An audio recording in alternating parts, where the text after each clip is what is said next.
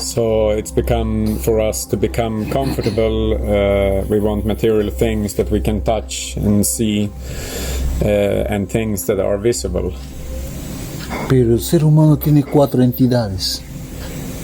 But the human being has 4 entities. Tiene cuerpo, Body, tiene espíritu, spirit, tiene mente mind, y tiene alma. and soul.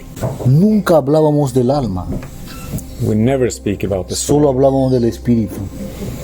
We only spoke about the spirit. Se creía que solamente hay espíritu, cuerpo y mente, no hay alma. We thought that there were only spirit, mind, and body, but no soul. Algunas culturas en las épocas muy atrás, antes de Cristo, antes de las religiones, hablaban del alma.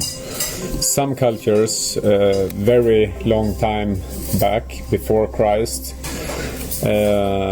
they did speak about the soul.